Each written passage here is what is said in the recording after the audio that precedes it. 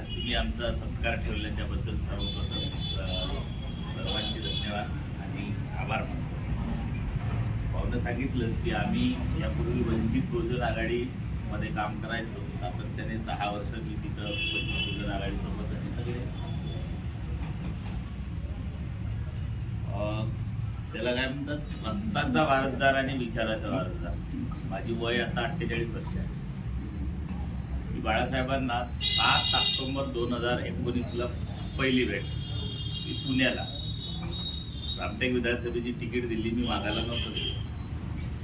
मी सामाजिक कार्य आणि 2014 पर्यंत BSPतच काम करायचं. 1998ला सरपंच गावचा ती त्यांनीच तिकीट दिली, नाव जाहीर केलं. विधानसभा लढायची काही इच्छा नव्हती. आणि हे आंबेडकर शाहू फुले आंबेडकर विचारधारेत काम करतात, स्वतःसाठी करत नाही तर त्यांना समाजाला काहीतरी देणं आहे म्हणून आपण काम करतो. आणि आधी फुल टाइम विधानसभा लढली. विधानसभा लढल्यानंतर बाळासाहेबांनी जिल्ह्याचं मासाची केलं, विदर्भाचं सविस्तर बनवलं. त्यानंतर भंडारा गोंदिया जिल्ह्याचं प्रभारी म्हणून जबाबदारी दिली. 2024ला परत विधानसभा दिली. विधानसभा विदर्भ अध्यक्ष बनवला. आणि अध्यक्ष बनवत असताना साहेबांना मी सांगितलं, सर मला हा पद, मी आधी महाराष्ट्राचा सचिव म्हणून हा पद मला तुमचे हार पूर्ण किंवा माझं नाव मोठ्या मोठे घ्या, माझ्या मोठ्या मोठ्या बॅनरवर फोटो टाका त्याच्यासाठी नाही, तर ही एक मला संधी आहे. त्या संधीतून जे माझ्या समाजावर अन्याय अत्याचार झालेला आहे तो तरी मला तुम्ही दिलेला स्टेज आहे, त्या स्टेजच्या माध्यमातून तो मी दूर करू शकतो किंवा माझे आवाज लोकांपर्यंत पोहोचू शकतो. तो हा दिलेला मला स्टेज. पण भाऊने जे सांगितल्याप्रमाणे 11 ऑगस्टला बाळासाहेबांसोबत अकोल्यात विधानसभा लोकसभा झाल्यानंतर पूर्व विदर्भाची दौरे करू आणि साहेबांच्या बसलो. साहेबांनी त्यावेळी काय सांगितलं, 11 ऑगस्टला फक्त त्यांनी एवढं सांगितलं की काँग्रेसला काढायचं आहे, BJPला सोडून पुण्यासाठी आपल्याला करता येईल आणि काँग्रेसला काढायचं आहे. आता त्या पद्धतीने तुम्ही कामाला लागा, आम्ही त्या पद्धतीने कामाला लागतो. काँग्रेसला गाडायची तर आपल्यासाठी येईल कोण? तुम्हीच याल ना, की आपण आरक्षणवादी विचारी लोक आहोत, हेच लोक आपल्यासोबत येतील.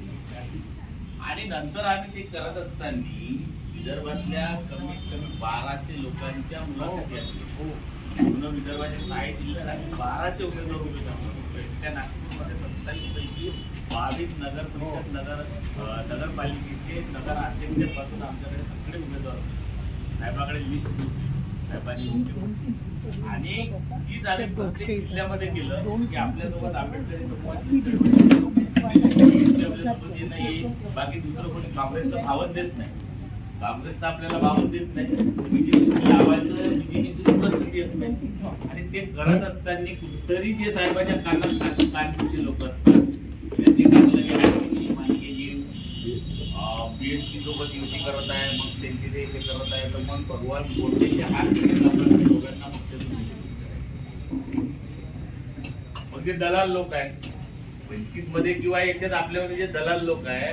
आपण इकडे फक्त स्टेजवर स्वाभिमान सांगतो, मी मोठा स्वाभिमानी आहे, पण इलेक्शन लागले असताना दलाल लोकांची दिवाळी येते. मग हेच लोक वाड्यावर जाऊन बसतात. आधी वाड्यावरला बोलवायलाच राहते, हेच लोक जाऊन त्या वाड्यावर बसतात, सगळी बार्गेनिंग करतात. आणि पक्ष यावेळी चालवते कोण? तर अंजलताई. हे लोक अंजलताईला फोन करायचे, अंजलताई साहेबांना फोन करायचे, साहेबांनी इकडे बिलकुल करायचे.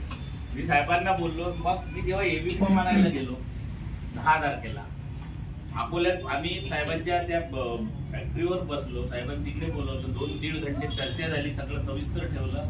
तुला करायचंय ते कर म्हणे. पण साहेबांनी तिथं मला सांगितलं BSP सोबत युतीच करायचं. सर आपल्यासोबत येणार कोण? BSP किंवा मग ते रावणची ते कुठली सेना किंवा बाकीच्या ज्या संघटना आंबेडकरी, आम्ही सगळ्या गडचिरोली असो, भंडारा असो, गोंदिया असो, वर्धा असो, हे सगळं आम्ही स्ट्रक्चर तयार केलं होतं. सर आपल्यासोबत येणार, मग आपण काँग्रेसला काढणार कसे? मग BJP सोबत जावं लागेल किंवा BJPला कुठेतरी सलेंडर व्हावं लागेल आपल्याला. नाही, मग ते तुम्ही काय करता, पण ते BSP सोबत नाही, BSPला सोबत घेतलं, त्यांची निवडून त्यांचं कॅटरबेस वोटिंग आहे ना, तिथे निवडून येतील. आपलं तर कोणीच नाही, पण त्यांचे नगरसेवक राहिलेले आहे, त्यांचे नगराध्यक्ष राहिलेले आहे आणि त्यांचं कॅडर बेस वोटिंग आहे. सर म्हटलं, जर आपण अनालिसिस केला 19 पासून तरी वंचित पेक्षा प्रत्येक विधानसभा असो, लोकसभा असो, कुठलाही वंचित पेक्षा BSPचा वोटिंग हा जास्त आहे. मग आपण त्यांच्यासोबत गेलो, त्यांचे 5 येतील, 2 तर आपले येतील. म्हणजे आपण भाऊ भाऊ म्हणून तर राहू तिथं हाऊस मध्ये. साहेबांनी साफ शब्दात सांगितलं, मी विदर्भाच्या अध्यक्ष असताना मला अधिकार दिले वर्धा यवतमाळ तिकडे येऊन साहेब महाराज सैन महाराज, आणि जे कॅबिनेट किचन कॅबिनेट लोक होते त्यांना या 4-5 जिल्ह्याचे साईन मारायचे. मग तेव्हा मला वाटलं की लोक जे बोलतात समाजात फिरत असताना की बाळासाहेब हे फक्त रक्ताचे वारसदार आहे, विचाराचे वारसदार नाही.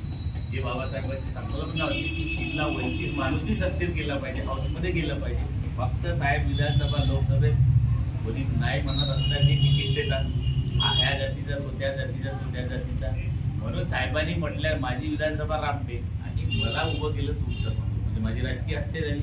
मी साहेबांना 10 वेळा म्हणायचो सर मला रामटेकच पाहिजे, नाही नाही तिथं तुमचा प्रभारी होता तिकडे. म्हणजे हे करत आपण चूक राहिलो, कारण बाळासाहेब म्हणजे सर्वस्व, बाळासाहेबांचे विचार म्हणजे सर्वस्व. पण हे करत असताना बाळासाहेबांनी कुठले, आता मला कळून चुकलं की साहेब हे विचारिक वारसदार नाही, फक्त रक्ताचे वारसदार आहे. आणि फुले शाहू आंबेडकर विचारांचे जर कोणी चालवत असेल तर ते BSP चालवतो, त्या सगळे लोक ते विचाराचे वारसदार आहे. म्हणून आम्हाला असं वाटलं जेव्हा चांगल्या लोकांना, काम करणाऱ्या लोकांना तुम्ही काढता पक्षातून, मला कुठलीही माहिती न देता, मी विदर्भ अध्यक्ष आहे, मग विदर्भाचे संयोजक काढते मला माहिती पाहिजे ना, जिल्ह्यातला कोणाला काढायचा आहे तर आम्ही योगेश भाऊला माहिती देऊन नाही की लांजेवार साहेब असं असं आहे, या माणसाला आपल्याला हे करायचं आहे.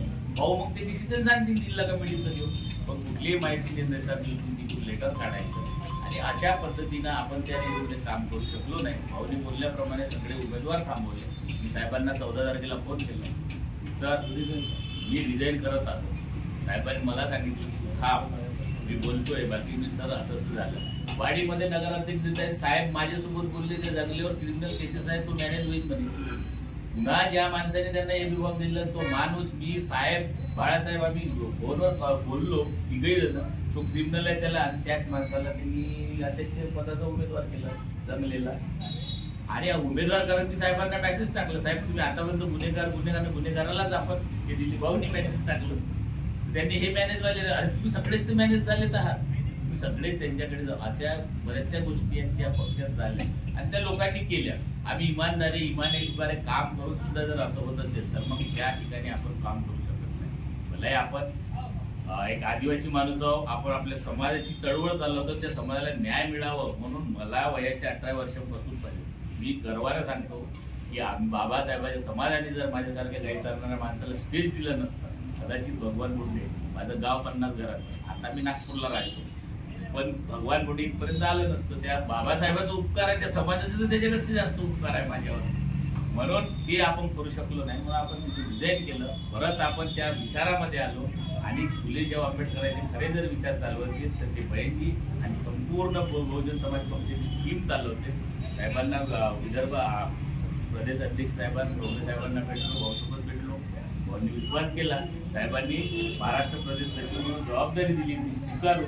आम्ही परत नागपूरमध्ये आपण महापौर बनाव अभियान, आमच्या प्रदेश अध्यक्षांचे महापौर बनाव अभियान आहे. आपण 30-40 नाही तर 151 पैकी कमीत कमी 50 नगरसेवक या नागपुरात निवडून आणू आणि महापौर अशी तुमच्यासोबत म्हणजे इच्छा व्यक्त करतो. आपण मिळून काम करू. येणाऱ्या काळात नक्कीच महानगरपालिकेमध्ये बहुजन समाज पार्टीचा महापौर येईल अशी मी अपेक्षा करतो. इथं थांबतो. जय भीम, जय श्री. धन्यवाद सर. यानंतर अध्यक्ष भाषणापूर्वी बहुजन समाज में जन्म है सभी संत महापुरुषों को विनम्र अभिवादन।